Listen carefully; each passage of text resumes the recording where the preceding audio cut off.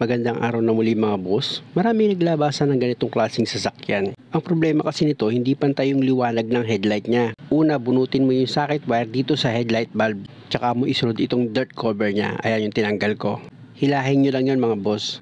I-close up ko yung pagtanggal ng headlight bulb mga boss ha. Ayan yung headlight bulb. Meron yan retainer spring na naglalak dito sa headlight bulb. Kaya ang gagawin mo dyan, idiin mo yung retainer spring. Tsaka mo ngayon alisin sa pagkakakalawit niya. Ayan, kung makikita nyo, di ba mga boss, isinasign ng kamay ko para maintindihan nyo. Pagdiin mo sa retainer spring, iiwas mo lang siya sa pagkakakalawit, ganun lang. Nakita nyo, mga tayong retainer spring, pwede mo na ngayon bunutin itong headlight bulb mo. Basta't dahan-dahanin mo lang. Ang problema kasi nito mga boss, malabo yung ilaw na yan. Tapos sa kabilang side, maliwanag. In fairness mga boss bagong kabit din yung bulb na yun. Kaya lang, alam nyo naman yung mga ibang parts ngayon, may lumalabas talaga na sablay. Kaya ang ginawa ng may-ari, parehas na lang pinalitan. Kaya ito na yung bagong headlight bulb niya mga boss, ilalagay ko na.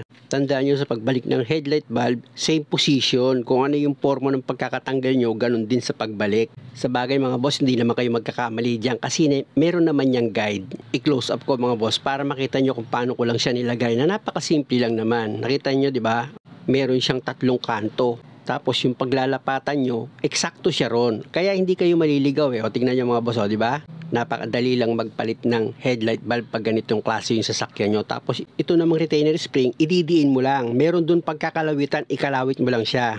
At pag okay na yung pagkakalapat mo ng retainer spring at ng headlight bulb, pwede mo nang ibalik itong dirt cover niya. Sa dirt cover mga boss, siguraduhin mong maayos yung pagkakalapat mo niyan para hindi siya matanggal sa pagkakakapit dito sa headlight assembly mo. Tapos ilagay mo na itong socket wire dito sa headlight bulb. Siguraduhin mo lang maayos yung pagkakakabit mo ng socket wire dito sa headlight bulb para hindi siya magkaroon ng loose connection. Tapos dito naman tayo sa kabilang side, ganun din. Bubunutin mo itong socket wire niya dito sa headlight bulb, tapos tatanggalin mo itong dirt cover niya.